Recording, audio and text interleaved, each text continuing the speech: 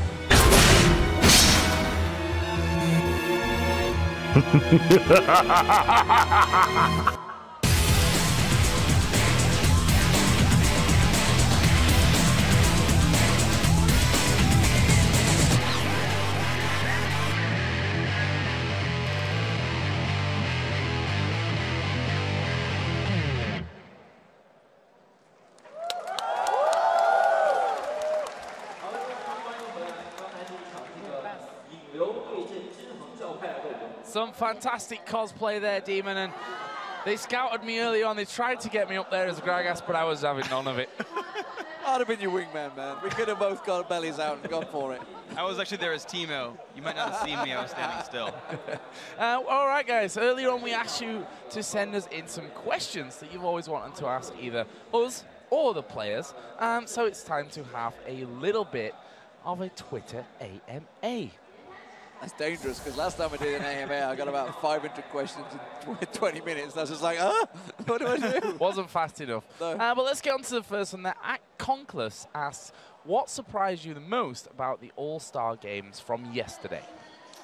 I was actually surprised that everything ended up being a 2-0. I thought the games were going to be... the games actually were really, really close. You know, the North American squad, by all rights, probably should have won the second game and couldn't quite close it out.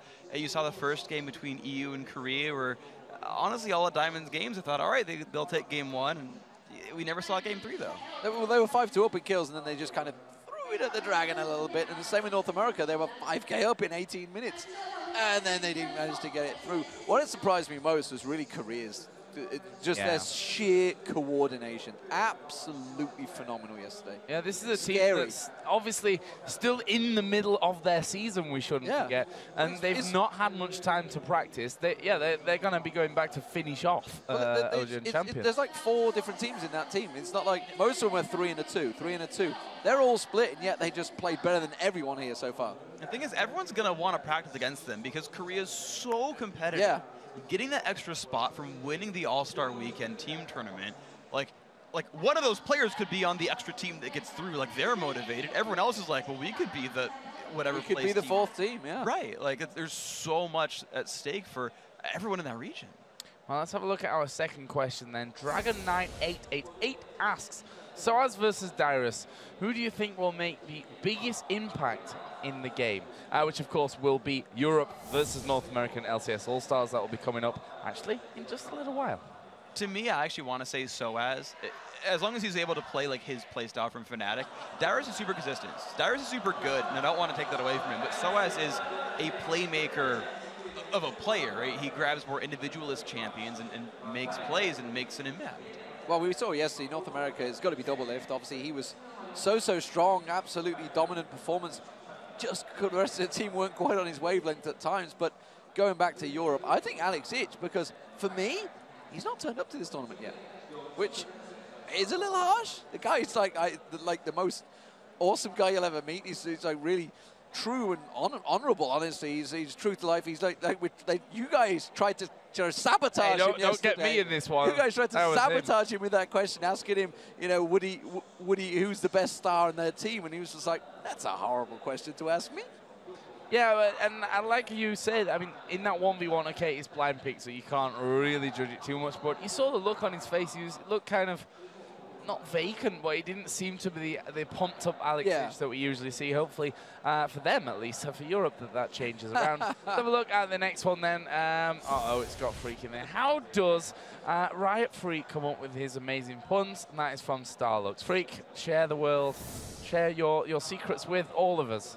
So it's actually a flag that comes off in my head. When I hear a word with 2 meanings, I'm just like, I take like this half second and think, can I think of another word really easily? So like death sentence to death paragraph was like, oh yeah, okay, I got it, right? And then I'll, save it away for later. The other half actually get written by our amazing LCS writing crew though. So I have to give a big shout out to Ben Winters who writes about half my puns. Cheating. Honestly, we don't get that in Europe. We have to do it ourselves. That's right. He should do the other half because he's funnier than you as well. Sorry, Freak. Oh, it's completely fair. That was only a joke.